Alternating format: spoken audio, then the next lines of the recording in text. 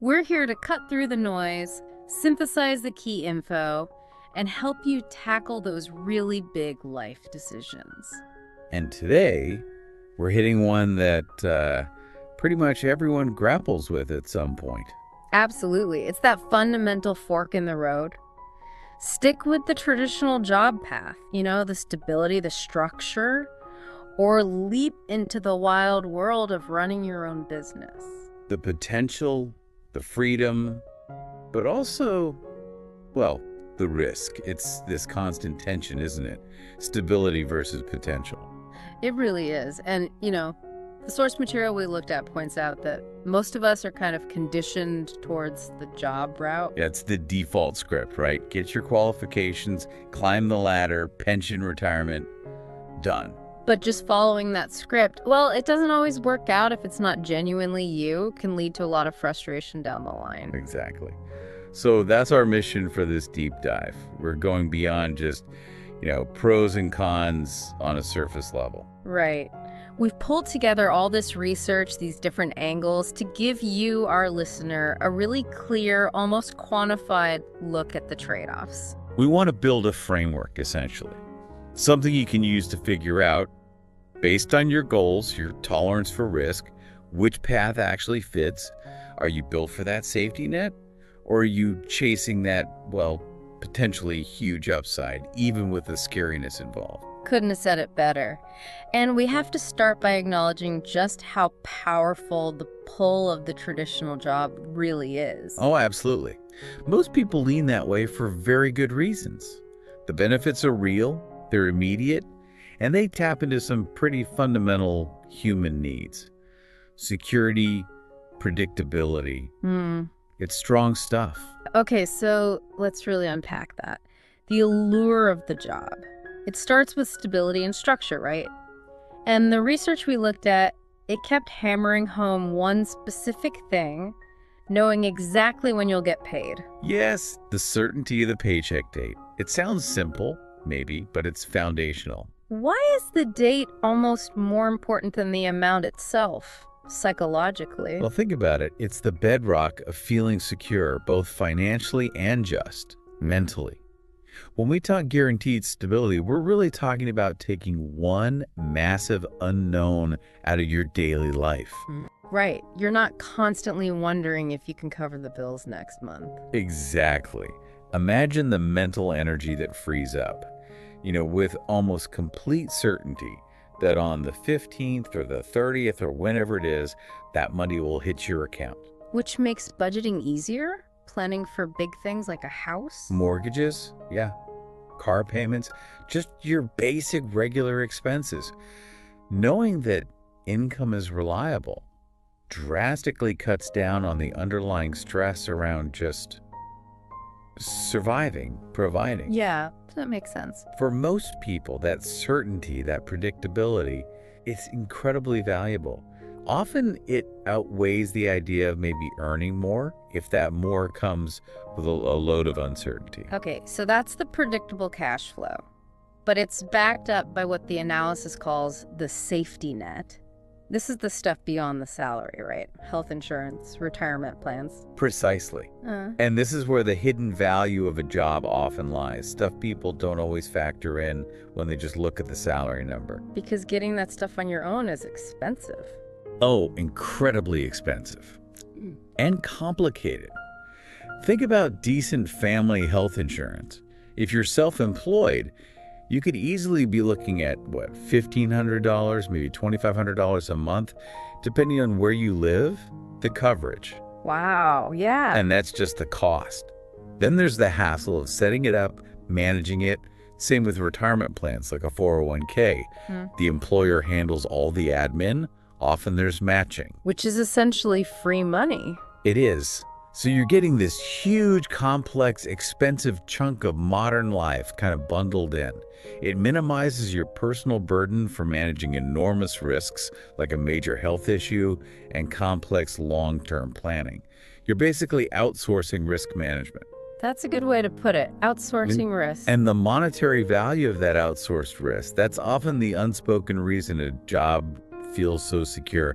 It's not just the paycheck. Okay, so financial safety net, huge. But then there's the structure itself. Set hours, clear roles, a routine. For a lot of people, that predictability is gold. It is. It offers immense mental security because it defines your world, your responsibilities. You know what's expected of you. You clock in, you do your tasks, you clock out. Right. And your job is to perform within those boundaries. Yeah. You're usually paid to be a specialist in a particular area. This containment, it minimizes the cognitive load. You don't have to worry about where the next sale is coming from or if the whole company strategy is working. Or marketing or taxes or HR issues, no. Your focus is narrowed. And for many people, especially those who are high-performing but maybe more risk-averse, that's actually key to reducing anxiety. It lets them focus and be productive within their zone. Which leads right into another big takeaway. Freedom from the operational burden. All that stuff you just mentioned, sales, marketing, taxes, payroll, it's literally, like the research said, someone else's problem. And this is massive. Employees often don't realize just how much mental energy this saves. Think about what you don't have to deal with. Like chasing down clients who haven't paid. Exactly. Agonizing over quarterly estimated tax payments, which are, believe me, complex and have penalties if you mess up. Negotiating with suppliers, running payroll, dealing with employment law. Yeah, okay, that's a lot. It's a ton. If sales dip 1 month, the employee generally still gets paid, at least, until things get really dire for the company itself. But that day-to-day insulation from the operational grind, The constant hunt for cash flow, managing relationships. all of it, it's a huge hidden benefit. It frees you up to just focus on your actual job, your area of expertise. Okay, so the job provides this really solid floor. Security, benefits, structure, no operational headaches. Yeah. Sounds pretty good, actually. Very optimized for safety. It is optimized for safety. But there's always a but, isn't there? This safety comes at a price. And the research calls it the hidden cost of the cap. We need to look at the downsides now. Right. And the biggest one, the core limitation, is the capped income. The salary ceiling. Exactly. That's the fundamental trade-off for all that security we just talked about. Your income potential has a limit. And it's usually a pretty rigid limit, set by company policy, by pay grades, by budgets. So even if I have a killer month, bring in tons of value. Doesn't matter. Beyond a certain point, you might get a bonus, maybe. But your base salary is constrained by the organizational structure, the compensation bands they've set up, what the shareholders expect the payroll costs to be. But why is that ceiling so, necessary for the company? If I generate $1 million in value, why can't I get, say, half of that? Because the whole corporate structure is designed to capture that surplus value you create. That's kind of the point, from the owner's perspective. Okay. If you generate $1 million in profit, maybe you get paid $100,000. That other $900,000, it goes to the company to cover overhead, R&D, profits for shareholders, reinvestment, etc. The company provides the platform, the infrastructure, takes the initial risk. And in return, they keep most of the upside generated by employees. Pretty much. Your income is capped to ensure the company remains stable and profitable, providing those predictable returns to its owners and investors. It's not really designed to give proportional returns to the individual employee based purely on performance beyond certain incentive structures like commissions, maybe. Okay, that makes the cap make sense structurally. And it's made worse by the slow growth trajectory, right? Promotions take time. Raises are often incremental. Yes, it's the difference between linear growth and potentially geometric growth, which we'll get to with business. In a job, your income path is usually pretty gradual. It's tied to bureaucratic cycles. Annual reviews, performance reviews, budget approvals, whether there's even an open spot higher up the ladder. You could have an absolute phenomenal year, change the game for your department. But if the company-wide raise pool is set at, say, 3%, That's likely your limit. often, yeah. To get those big jumps, you usually need a promotion, which might mean waiting for someone to leave or retire, or for the company to expand. Doubling your salary could easily take 10 years, maybe more. It's structured, it's paced, it's linear. And maybe the most frustrating part, for ambitious people anyway, is that your climb can get totally stalled by stuff you can't control at all. Oh, absolutely. This is a big one. Company politics. A manager who just doesn't like you. Budget cuts coming from way above. A recession hitting the whole industry. Yep. External roadblocks. You could be the star performer, hitting every target, doing everything right, and suddenly your path is blocked. A merger happens, your department gets restructured, the economy tanks, your advancement potential evaporates, and it has nothing to do with your actual performance. So even that stability isn't absolute in the long run. Exactly. It shows that long-term job security can be a bit of an illusion when these outside factors, these non-performance factors, can dictate your financial future. You're ultimately vulnerable to decisions made far away from you. Okay, but the real kicker, the core limitation the analysis kept coming back to, is the time for money trade. Your wage is fixed per hour, essentially. And the brutal consequence, if you stop working, the money stops. Period. This is so critical. It highlights the lack of leverage in the standard employment model. You are trading your most limited resource, your time, for a fixed income stream. It doesn't scale. It doesn't scale. If you want to earn twice as much in your job, you can't just decide to work twice as hard for a month and get double pay.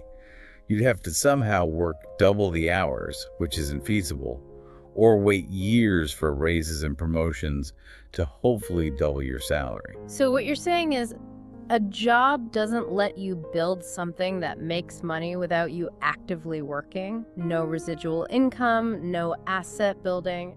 Generally, no. When you're an employee, you are the asset. The company is leveraging your time and skills.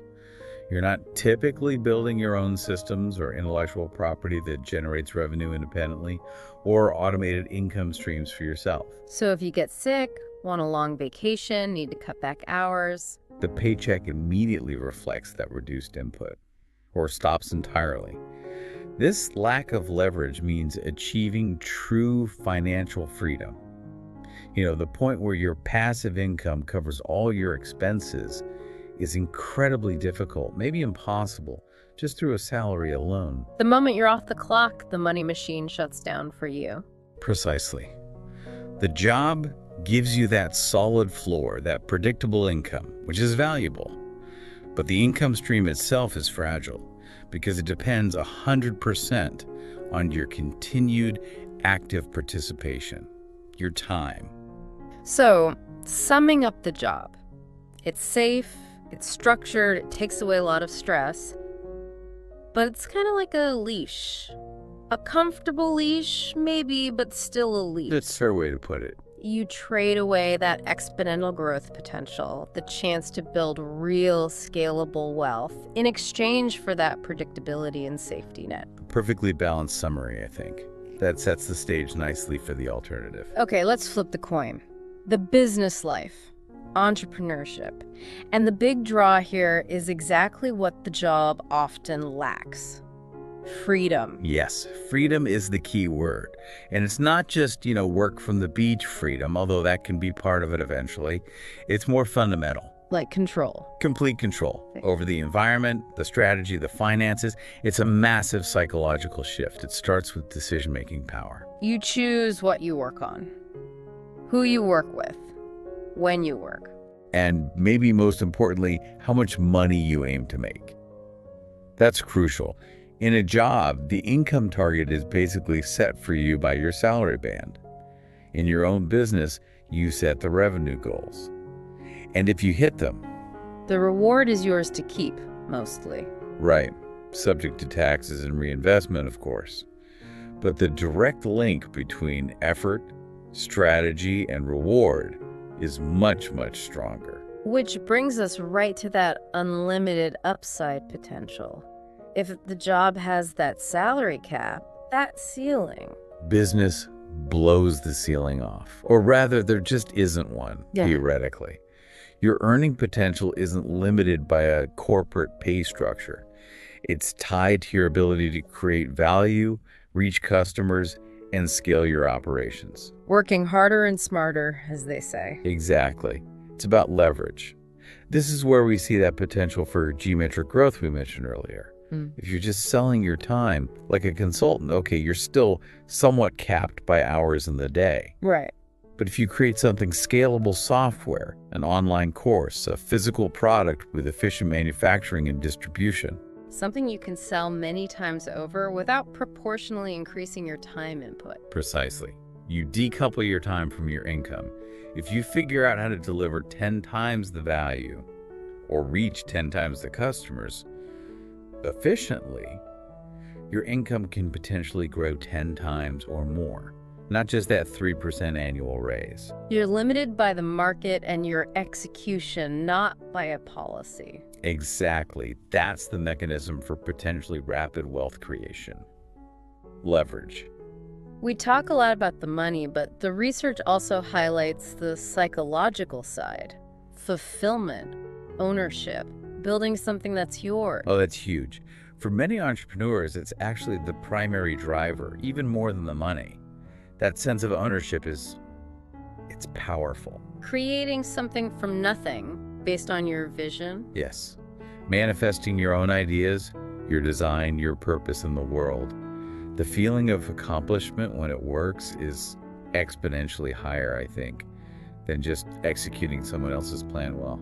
Even though the risks are all yours too. Right. The risk is yours, but the success feels deeply personal. It validates your ideas, your strategy. This often leads to a deeper sense of happiness and meaning in your work life. If you can handle the emotional roller coaster that comes with it. You're not trying to fit into a predefined box anymore. Exactly. You're building your own box, or maybe getting rid of the box altogether. And finally, related to that is the structural freedom. Flexibility in design. We know jobs often mean 9 to 5, same location. Business doesn't have to be like that. No, you can, in theory, design your workday around your life, not the other way around. If you're a night owl and do your best work from 8 p.m. to 2 a.m., fine. The business can adapt. Want to work intensely for 3 weeks and then take a week off. If you build the systems to allow that, yes, that's your operational choice. Work from home, work while traveling, structure your day around family commitments. This kind of lifestyle design is almost impossible within a traditional corporate structure that demands your presence at set times. That flexibility, that freedom of design sounds like the ultimate reward. It can be, but, and this is crucial, it has to be earned. It usually comes after you've put in the work to build efficient systems, maybe hired people. It's not automatic on day one. Okay, so unlimited potential, total control, deep fulfillment, amazing flexibility. This sounds incredible. Why isn't everyone doing this? Because there is, as you said earlier, a big but. A very big but. The downsides, the risks, the non-guaranteed nature of it all. Exactly. And the first, most immediate reality check is the lack of guaranteed income. It's the flip side of the job's biggest strength. No predictable paycheck. None, especially when you're starting out. Certainty is replaced by uncertainty as the default setting. You could be pouring in more hours than you ever worked in your life, investing your savings, and see zero profit. Or worse, lose money for months, maybe even years. And that lack of guaranteed money goes hand in hand with intense effort and stress, right?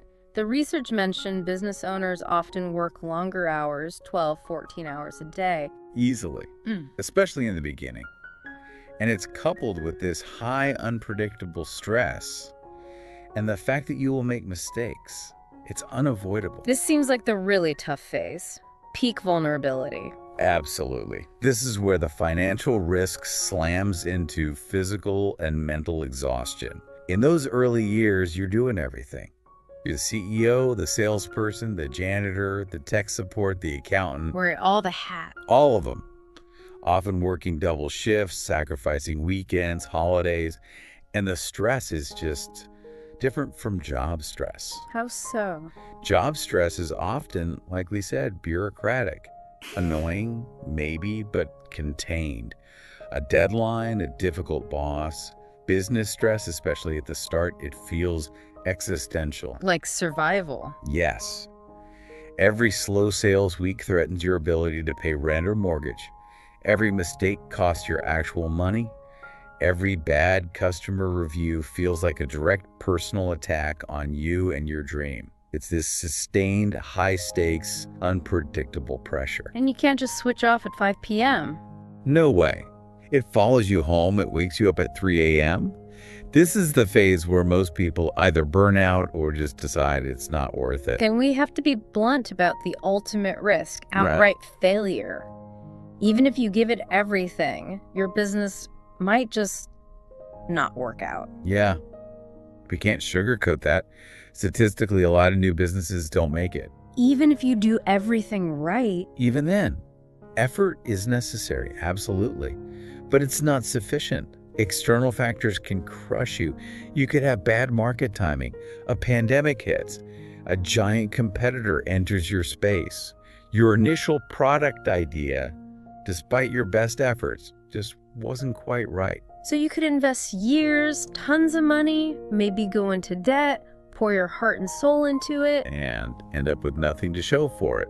Or worse, be in a bigger financial hole than when you started. That's the harsh reality. That's the price of admission you have to be willing to potentially pay. Okay, this risk-reward thing is intense. To make it really concrete, the source material gave us a great example, the Ravi anecdote. Yes, Ravi. He's the perfect illustration of this whole dilemma. Tell us his story. He had a stable IT job, right? The definition of predictable. Exactly. High security, good pay, the kind of job many people aspire to. And he chose to leave that, to launch an online store. That decision itself just perfectly captures the conflict we're talking about. Safety versus chasing something more. And the reality hit him hard, didn't it? Year one, zero profit. Zero. Not low profit, zero profit. And this wasn't a side hustle. He'd quit his job. So he was working insane hours, 12, 14 hours a day, 7 days a week sometimes. Wow. And dealing with immense stress. Constant worry about how to pay the bills, support his family. The analysis mentioned he seriously thought about quitting many, many times during that period. That sounds brutal. That first year or two, that's the crucible, isn't it? It really is. It's the make or break period. Think about what zero profit actually means when it's your only source of potential income. Every single hour you work is an investment with absolutely no guaranteed return. It's pure faith and grit at that point. And he's dealing with all the operational stuff too, right? Stuff he never touched in IT. Oh yeah. Suddenly he had to figure out inventory management, website design, customer service, online marketing, shipping logistics, sales tax compliance, all of it. Well, the bank account is just shrinking. The stress isn't just about a difficult project deadline anymore. No, it's raw, it's primal. Can I feed my family next month? Did I make a terrible mistake leaving my safe job? That self-doubt must have been crippling. This is exactly where, realistically, probably 9 out of 10 people would fold and go back to employment. So what changed? How did he get through that? What did he have to learn or adapt? This ties into that steep learning curve idea, right? Absolutely. Survival forced extreme adaptation. The material suggested his initial weaknesses were in things like logistics and digital marketing areas completely outside his IT expertise. So he had to learn fast. Incredibly fast. Out of sheer necessity. He didn't just work harder, he had to learn smarter, figure out what was actually working. He He had to learn about writing sales copy, analyzing advertising data, optimizing his supply chain, probably talking to customers directly. That steep learning curve wasn't optional. It was the only way forward. Failure wasn't just an option, it was constant feedback. Exactly. He couldn't afford to see mistakes as career enders, like maybe in his old job. He had to see them as immediate, urgent data points telling him what to fix right now. And maybe because he'd already quit his job, there was no easy way back. He'd burned the bridge in a way which might have forced him to commit even harder. And the gamble eventually paid off for him. Year 3, things turned around. Yes, success arrived. His business income surpassed his old IT salary.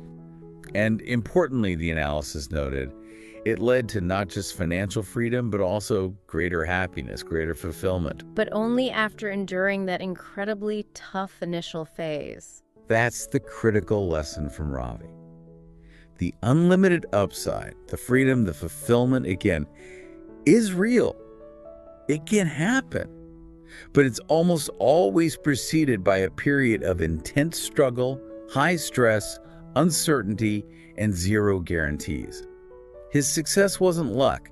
It was earned through patience, adaptability, resilience, and that willingness to learn under immense pressure for years. He built a system, eventually, something that made money without him trading every single hour. He achieved leverage. He productized his efforts. That's how he got the geometric growth and the freedom. It wasn't about being smarter from day one. It was about surviving long enough to get smarter and build something that scaled. So the business life. Ultimate freedom, unlimited potential, but the entry fee is intense, unpredictable stress, long hours, and a very real chance of failure. You got to survive the early years, which seem designed to break anyone not fully committed. That sums it up pretty well. A stark contrast to the job path. Okay, given these two very different worlds, the job with its high floor but low ceiling, the business with no floor but no ceiling, let's crystallize the differences. The material gave us a great side-by-side comparison using 5 key metrics. Yeah, this is useful. It moves us from general feelings to specific trade-offs you need to weigh for yourself. Let's go through them. First, security. Job equals high. Business equals low, especially at the start. Right. We've covered the job security, the paycheck, the benefits. Business starts with virtually zero security. But what about later, like Ravi in year 3? Does a successful business become secure? That's a really important point. Yes, it can become more secure than a job, arguably, but it's a different kind of security. How so? Job security is contractual, guaranteed by your employer until it's not, due to layoffs, etc. Security in a successful business is earned through asset creation and diversification. Ravi's business in year 3 probably had multiple customers, maybe multiple product lines. If he lost one customer, his whole income didn't disappear. Whereas if he got fired from his IT job, income drops to zero instantly.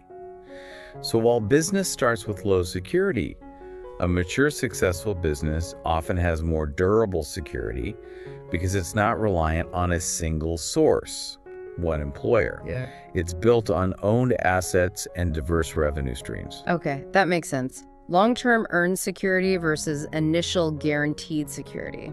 Metric 2, income potential. Job equals capped. Business equals unlimited. We touched on this. The job is linear growth. Maybe that 3% raise annually. Remember the math. Doubling a $100K salary might take over 20 years without big promotions. Yeah, it's slow. Business offers the potential for geometric growth. If you nail a product launch, figure out automation, tap into a big market, you could see 10x, 20x growth in a single year. It's not guaranteed, far from it, but the possibility exists. So you could achieve wealth accumulation in a few years that might take decades in a job. Potentially, yes. The speed and the magnitude are just on a different scale if things go right. Okay. Metric 3, stress levels. This was nuanced. Job is moderate to high, but predictable. Business is unpredictable and high, especially early on. The key word here is predictable versus unpredictable. The quality of the stress is totally different. Job stress is like deadlines, office politics, performance reviews. Yeah. Annoying, stressful, sure, but usually contained. You generally know the rules of the game, the boundaries of the pressure. Business stress, especially at the start, Yeah. it's just all-consuming Ah, and existential. worrying about making payroll, losing your house. Exactly. Cash flow stress. Yeah. Survival stress. Stress about whether this whole thing you've poured your life into is even viable. And it's unpredictable. A big client leaves suddenly, a supplier messes up. Plus, the responsibility is 100% on you. You can't blame your boss. Nope, it's your baby. That's why it's so emotionally draining. You can't just clock out from that kind of stress. Right. Metric 4, time freedom. Job equals low to moderate. Business equals high, but with a big asterisk. A huge asterisk. Uh-huh. If and when the business is managed well. It's not automatic. Definitely not automatic. This is where people get tripped up. They confuse time flexibility with time freedom. In the early years, like Ravi working 14 hours a day, the business owner might have more flexibility. They can choose to work at 2 a.m. if they want. But they often have less actual free time, less freedom than an employee. They're working constantly. Right. Time freedom in business is a reward. It comes later, after you've successfully built systems, automated processes, maybe hired a team, delegated effectively. You have to earn it. Whereas in a job, your time freedom is basically your weekends and vacation days, which are defined but limited. Exactly. For the business owner, real-time freedom is a future goal, often purchased with intense labor up front. Okay. Final metric, learning curve. Job equals slower, more structured. Business equals steep, fast, and constant. Big difference here. In a job, you usually specialize. Learning is focused, often guided by company training programs or your manager. It's structured. You learn what you need for your specific role. Right. In a business, especially solo or small initially, you're forced to become a generalist overnight. Like Ravi needing to learn marketing, finance, logistics, sales, all at once, on top of whatever his core skill was. And the stakes are higher if you don't learn fast. Much higher. Ignorance can directly lead to failure. The feedback loop is immediate and often painful. So the learning curve is incredibly steep, and it's constant because the market, technology, customer needs, they're always changing. This sounds like it could be exciting for some people, terrifying for others. Exactly. For people who love learning quickly, solving diverse problems, adapting on the fly, it's exhilarating.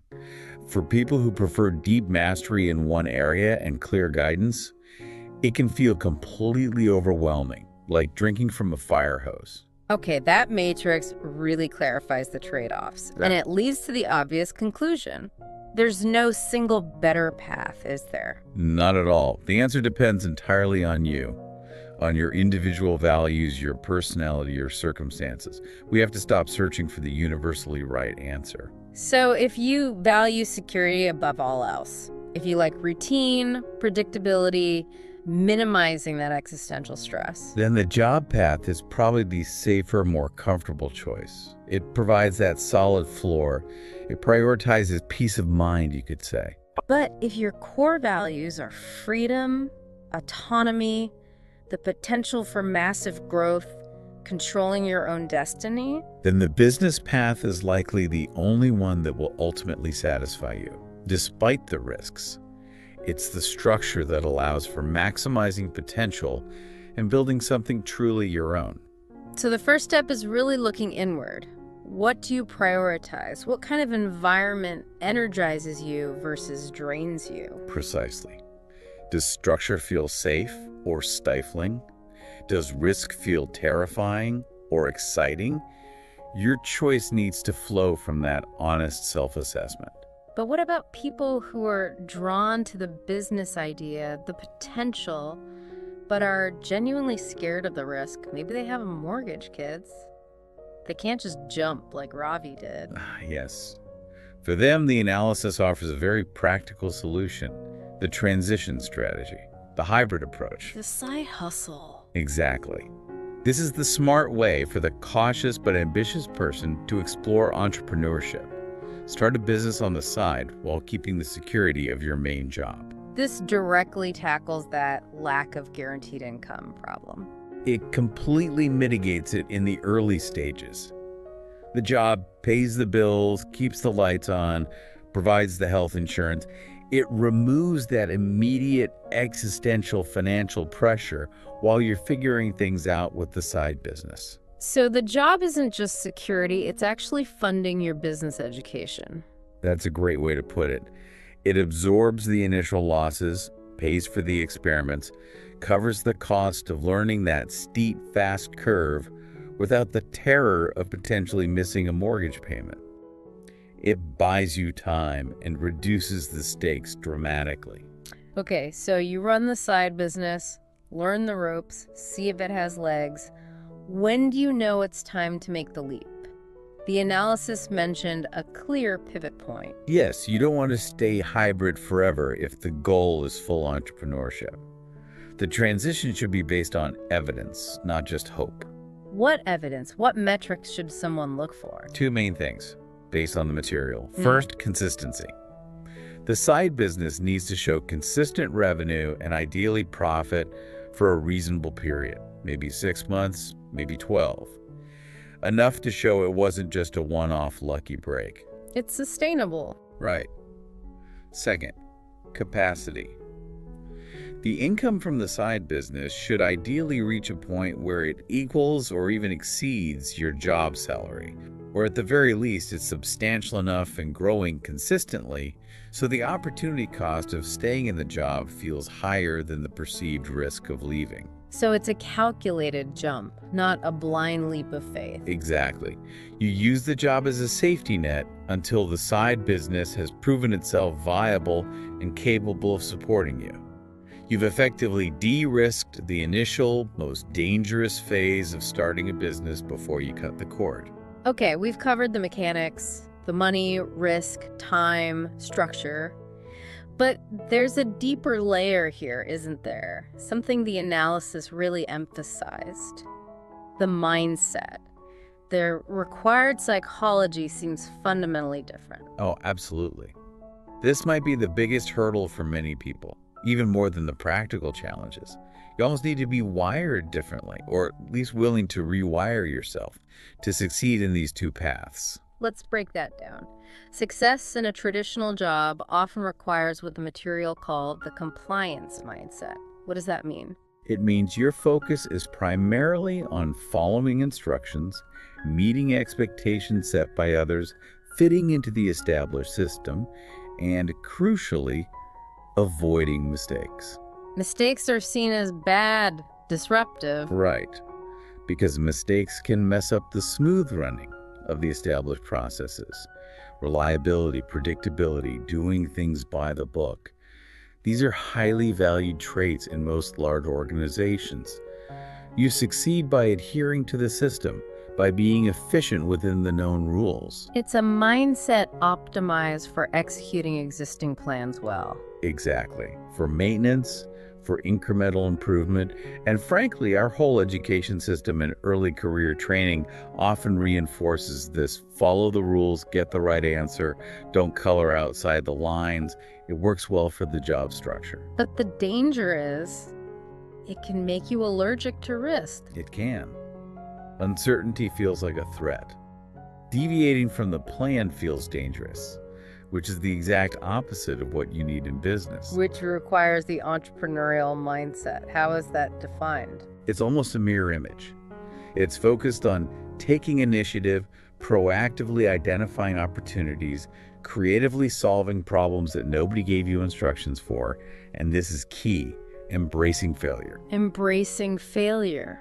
That sounds counterintuitive. It means seeing failure not as the end, but as necessary data, as feedback, as tuition paid for learning what doesn't work, so you can iterate and try something else.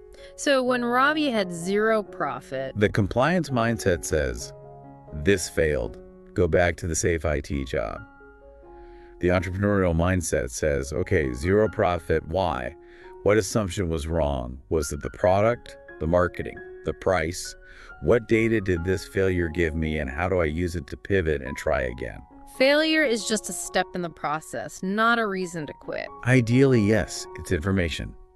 This fundamental difference in how you view ambiguity, risk, and failure is often what separates those who thrive in the uncertainty of business from those who are paralyzed by it, even if they try the hybrid strategy. Why is that transition so hard from compliance to entrepreneurial thinking, even with the safety net of a job in the hybrid model? Because you're fighting deep conditioning. Years, maybe decades, of being rewarded for compliance. People try to run their side business using the old mental operating system. How does that show up? They might wait for permission or clear instructions that never come. They might be afraid to spend money on marketing because what if it doesn't work? Seeing it as a cost to be minimized, not an investment in learning. They look for guarantees and certainty in a realm that, by definition, has none.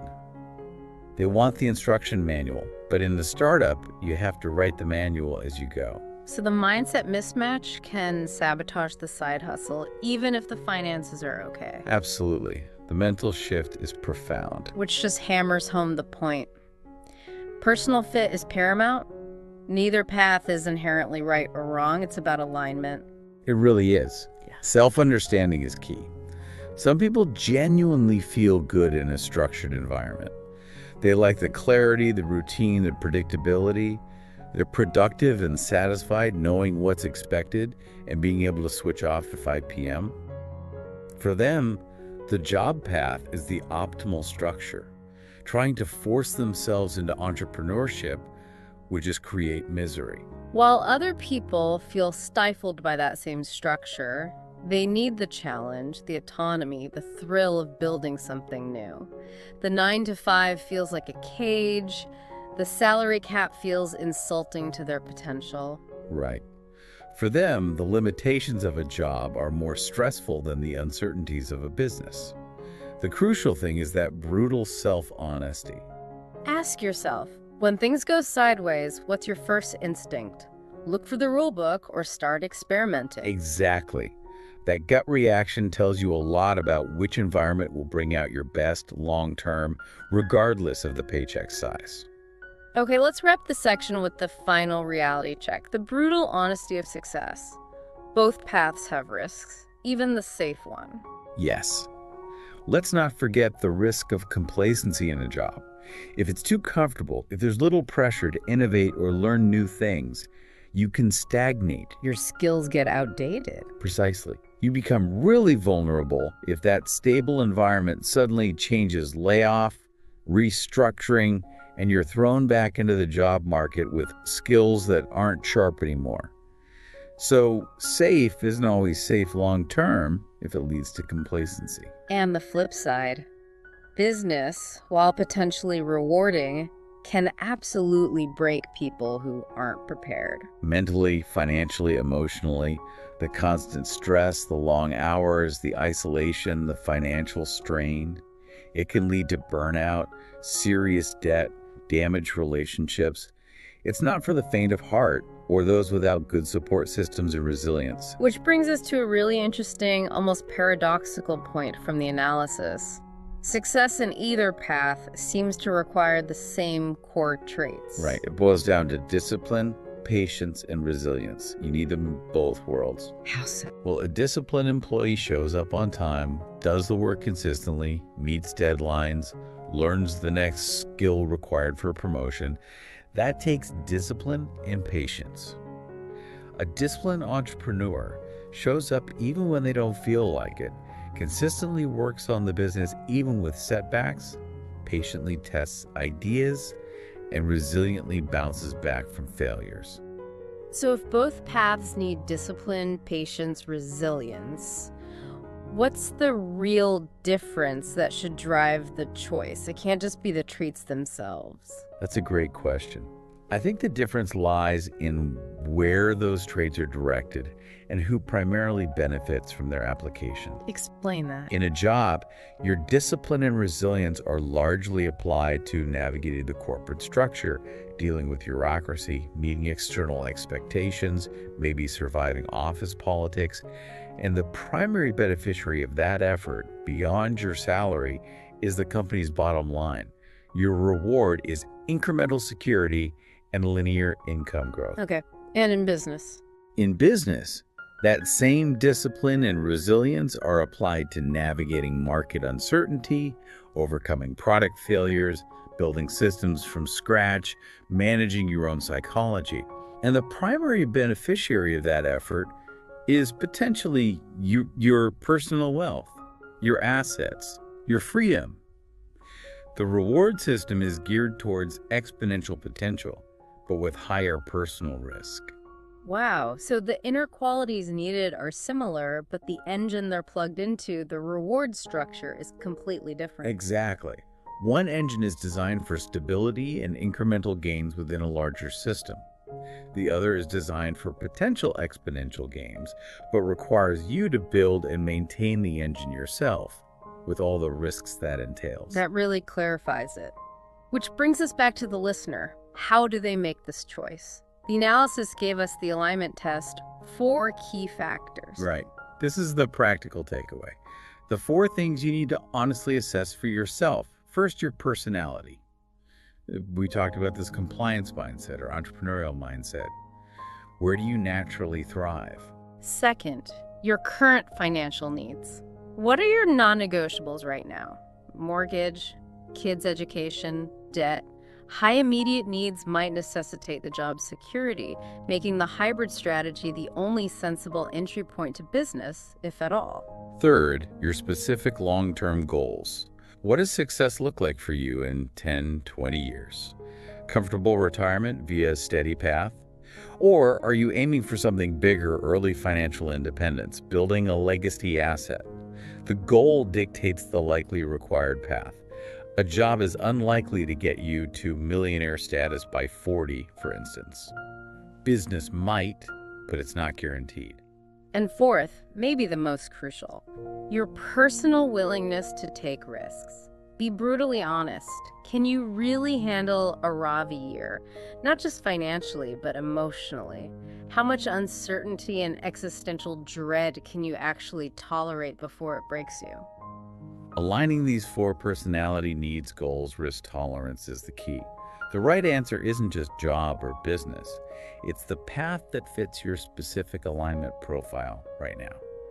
That alignment is what leads to sustainable success and fulfillment. Hashtag tag outro. Well, this has been quite the deep dive, really dissecting these 2 fundamental paths. We started with that societal default towards the job. And landed on the realization that the best path is deeply personal, driven by internal factors, not some external better option. Yeah, the main takeaway seems to be stop asking, is a job or a business better? And start asking, which structure, job, or business aligns best with my personality, my goals, my financial reality, and my tolerance for risk? That alignment is the path. That's where you'll find the energy and resilience to succeed, whichever route you take. Because, as we discovered, both demand a lot from you. Right. And that final point about the core traits, discipline, patience, resilience being needed for success in both arenas, that leaves us with a final thought for you, the listener, to chew on. Yeah, if the fundamental character strengths required to truly excel are basically the same, then what does the choice really boil down to? It seems to be about the structure you choose to operate within. Do you prefer a structure, the job that is designed to protect you from maximum uncertainty, offering that guaranteed floor in exchange for a capped ceiling? Or do you prefer a structure of the business that is designed to maximize your potential for freedom and impact, offering an unlimited ceiling but requiring you to build your own floor over a pit of uncertainty? Where do you want to apply your discipline, your patience, your resilience? towards maintaining security within defined limits, or towards creating opportunity in the face of unknown risks? That's the question, isn't it? Only you can answer that for yourself. Absolutely. Well, thank you for diving deep with us today. We really hope this gave you some clarity, maybe a framework to figure out the path that's truly built for you. Until next time.